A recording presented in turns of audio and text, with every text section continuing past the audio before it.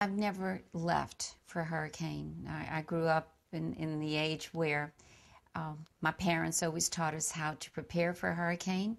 If you're going to stay, you prepare, and you prepare well. We had a neighbor who was a block away, Mr. Howell, 82-year-old, who had been trying all week to get out of New Orleans or take a rescue, but he ended up one night at the Superdome and then left, and then one night he actually spent on the railroad tracks waiting for the buses. So on the third night, he decided he was definitely going to get out, and this was on Friday.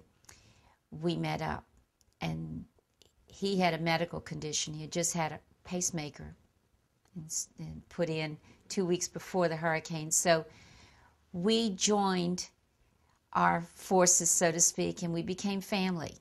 By helicopter, we were taken to the airport. And basically, the airport had been turned into a morgue. First floor was a morgue. The second floor, all that had been turned into a triage.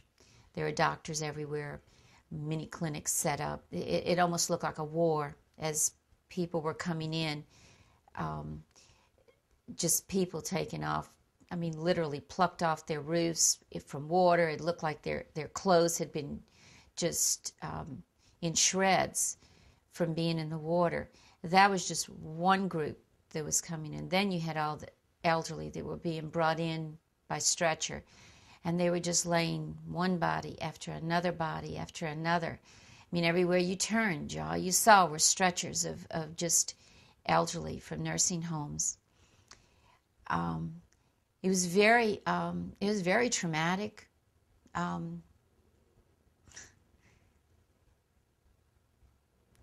It's just images you won't ever forget. You know, I guess being a mom, you always take your snacks.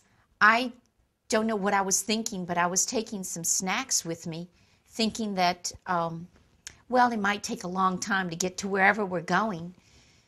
So those snacks turned out to be meals for people. The little peanut butter cookies, crackers. Oh, and we're not talking about a pack per person. We're talking a cracker per person. It was so surreal. I keep using that word because that's the best way to describe it. The medical people that were there were trying their best, but you had so many people just coming in, just so many people, and they were just almost comatose. It was very difficult to watch that. It was very difficult to watch it. I saw people just curled up in the fetal position alongside the baseboards of the floor. I mean, they were just so out of it. Then you'd see elderly that were in wheelchairs, and they couldn't get to bathroom facilities. They were urinating on themselves. It was just so very sad. At the airport, it was total chaos. There was no order. Although the federal air marshals were there, this was not like your normal boarding of an airplane where you're asked to leave your weapons behind. No one had been checked for weapons. No one had been checked for drugs. No one had been checked for anything. This was like survival mode. Everyone had just lost everything. And it didn't even matter what color you were, what economic level you were. We were all on the same level here. It was very, very, very traumatic because everyone was trying to survive. I think there's going to be some areas that are going to rebuild and some that aren't. I think it's worn people out. It has worn the elderly. It's killed them. It's killed a lot of young people. All you have to do is open the obituaries every day. I have people that I know that died, committed suicide. It's very traumatic, You live with it every day.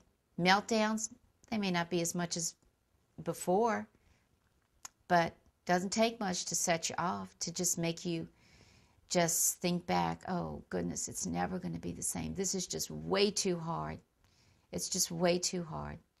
I mean, we've all had our lives put on hold for a year, going into a year and a half.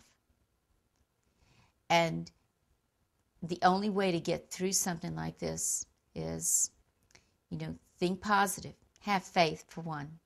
Definitely have faith, because if you don't, you're out of luck. You're not going to make it. You've got to believe that it's going to get better. And when I say that, it's not because the federal government or the state or the city is going to give me a few dollars.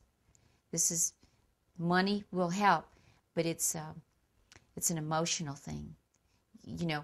My landmarks growing up as a kid are gone. I can't bring those back. The church that I made my first communion in, it's closed. Can't bring that back. There's so many things, so many institutions that have closed that, it was just part of your life. It was part of you growing up. New Orleans we're very fierce about that. We reminisce a lot, and we hold on to the traditions. Traditions are gone.